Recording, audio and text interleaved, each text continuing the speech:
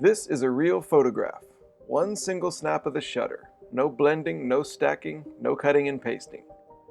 It was taken at 5 a.m. in central Japan looking out over the ocean on a cold January night. It's a 13-second exposure, but it took 2 days of planning, traveling, waiting, and not sleeping. And it was taken with a basic Canon mirrorless digital camera and no special equipment. Hello again, I'm Jeremy, and this is the story of a trip to rural Japan during a meteor shower. In this video, we'll go down to the Wakayama coast, endure an all-night photo session, and at the end, we'll take a look at some of the best photos from the adventure.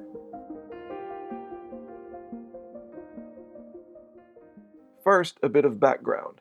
Every year, the Quadrantids Meteor Shower occurs right around New Year's. It lasts about 2 weeks, but the peak lasts just a few hours, around January 3rd. The peak this year, that gray area, isn't super strong, maxing out at about 10 meteors per hour, but that's what we've got to work with. To see a meteor shower best, you need dark, clear skies. No clouds, no light pollution. Luckily, the weather forecast looked good, so on the morning of January 3rd, I boarded a train from Osaka down to the coast of Wakayama Prefecture, where light pollution is negligible. The first few days of the new year in Japan are like the days around Christmas in America. Everything shuts down and people visit their families. But the trains still run, and they have a quiet, specialized feel to them. Bare-bones holiday service for the opportunistic traveler. I watched the sunny scenery slipping by and tried to imagine what that sparkling ocean and the blue sky above it were going to look like in the middle of the night. I got off at Esumi Station. This is the platform. It's pretty small here. Esumi is a small community. The highway that runs through it brings people to the Lawson convenience store. It's a good place to stock up on supplies and toss out some trash from the car. But there isn't much else in town. Life here seems to revolve around the Pacific Ocean, the geographic feature second only to Mount Fuji in the Japanese psyche. But those two features may be reversed in importance here. Mount Fuji is far from Esumi, but the ocean is always just meters away from you, offering all its promises. Its waters full of fish, its craggy rocks to navigate your boat around, the diversions of its shoreline, and of course its potential dangers. And, as everywhere, Esumi is happy to show off its unique sense of humor and personality.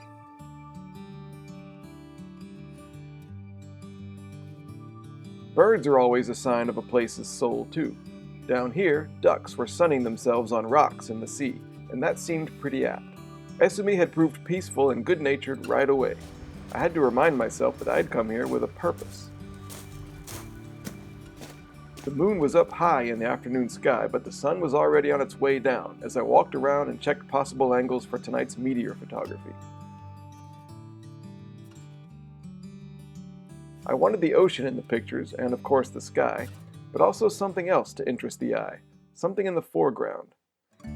And I kept noticing this little house up on a rocky outcrop. It would be perfect. Best of all, I thought I could probably see it from my hotel. Possibly even from my hotel room if I really hit the jackpot. Yes, there is a hotel in Esumi, one, which is one more than most stations in this part of Japan have. And yes, it could use a good cleaning on the outside, but I'm not here for luxury. The guy who checked me in insisted on struggling through the transaction in English, despite my Japanese responses. Whenever this happens, I always take it in the helpful way it's intended. Expectant and nervous, I went upstairs to check out my second-floor room. Jackpot, it's perfect. Small, no nonsense, and from the back door, there it was, all of it. The sea, the sky, and my little building on a hill. It's a traditional Japanese room, tatami mats with a futon in the middle for sleeping, which I wouldn't be needing. The shared bathroom is down the hall, complete with helpful signs just in case, and it has its very own photography command center, or table, I guess you could call it. And it's a corner room, the corner room. There's a private little balcony where my tripod will fit. I can monitor the moonset through the side window and take photos from the south balcony. I'll be inside where it's warm. As I ate my dinner from Lawson, I wondered about the night ahead. Would the skies be clear? Would there be lots of shooting stars? Was the composition even going to look good? Darkness would bring all the answers. I waited. The sun was long gone by 9 p.m., but an insistent half moon was still out, significantly brightening the sky. Plus, there were clouds. 0 for 2. Still, stars were visible, and so meteors were also possible. The plan was this: take hundreds of images over and over all night, swapping out the battery and the SD card as needed. Hopefully, at least one would catch a shooting star, bright and well placed. I connected my phone and camera via Wi-Fi and opened the Cascable app, which tells the camera to take photos over and over. Engage the camera. It's engaged, and we start. Doing its thing. Use target device, which means the phone. So it is taking continuous photos thanks to the Cascable app and my iPhone. Everything looks good. I will close the door and let that run for a couple hours until the battery or the SD card runs out. The first battery lasted about 2 hours. This time-lapse shows both the glory and the challenges of night sky photography. It's breathtaking and beautiful in its own dramatic way, but actually the sky's a bit bright thanks to the moon, which is out of frame to the upper right. And those clouds are pretty thick. Shooting stars are likely to be invisible. The streaks in the sky are airplanes, by the way, and in the ocean those are container ships. Around the end of sequence number 1, the clouds did start to clear up and the moon finally went to bed. You can see the change in sequence number 2, which uses the same camera settings as the first. The sky looks darker, the stars are clearer. No shooting stars, but things are looking up. Incidentally, this type of photography includes lots of idle time. I pace the room, or watch trucks go by from the balcony, hoping their headlights weren't screwing everything up, or visited Lawson at 3 a.m. just for the hell of it, with a backup camera that doesn't have video stabilization apparently. Sequence number 3 began at 1 a.m. I bumped up the ISO to capture more light and also the exposure time. What that got me was richer colors in the stars, but again no meteors. By sequences number 4 and 5, which together lasted from 2:30 to 4:30, the sky was really truly dark.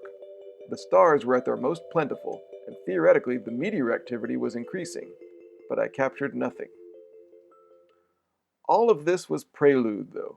Now the stage was set for the night's final and most important sequence.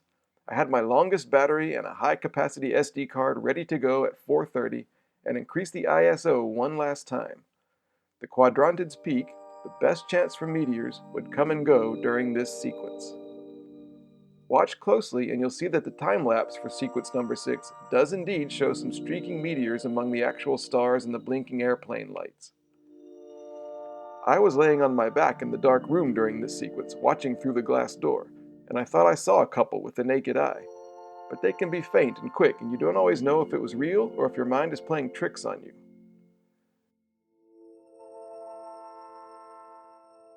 When I ended the sequence at daylight, I was unsure if I'd gotten any shooting stars at all. Okay, about 6:15 or something. I'm calling it.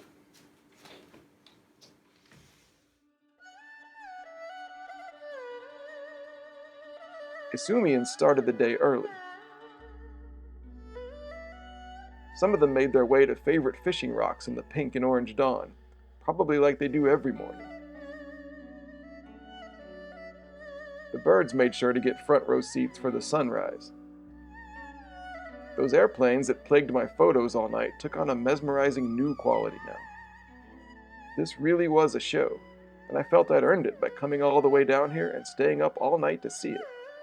The noise and concrete back in Osaka were getting harder to recall. Dazed by my own lack of sleep and dazzled by the morning, I stood at the window and watched the sun first tease with its colors and then break the horizon and burn its way up into the sky. Daytime, which meant it was time to go. I got my stuff together and reflected on the night. A perfect room in a perfect spot. For most of the time, I'd had dark skies with no clouds.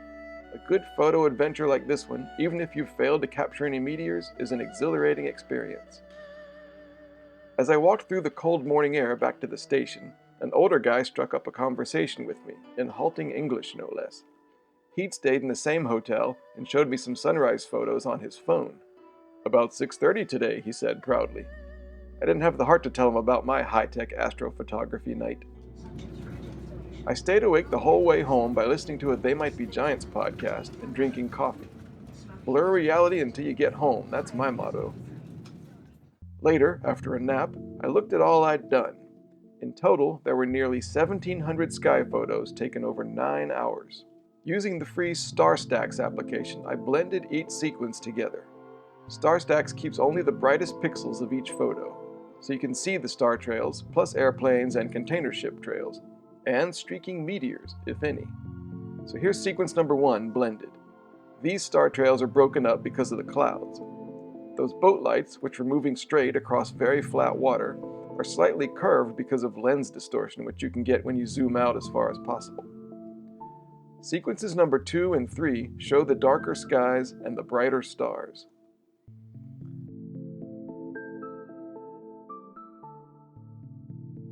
Sequences number 4 and 5 are the best as far as star trails go.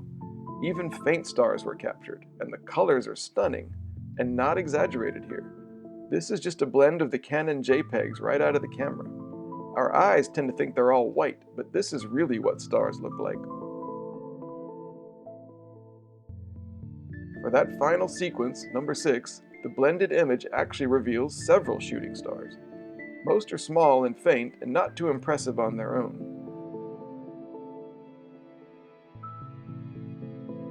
But some stretch over multiple shots. Watch this one, that main one. It took about 3 minutes from start to finish. That's a long meteor.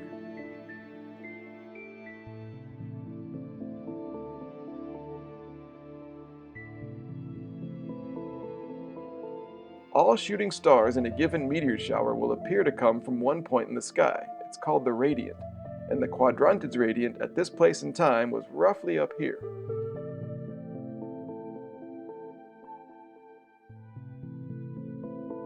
Which means some of these meteors are bonuses, not part of the Quadrantids.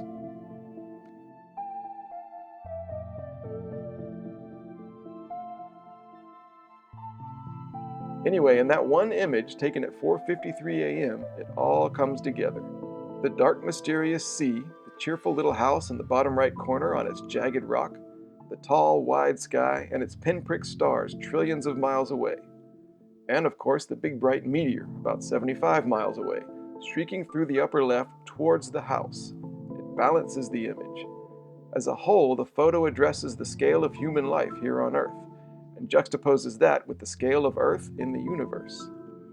It's my personal photographic souvenir from a visit to a small coastal Japanese village, sipping coffee in a traditional room all night and spinning, along with everyone else, on a big round planet in a vast sea of stars.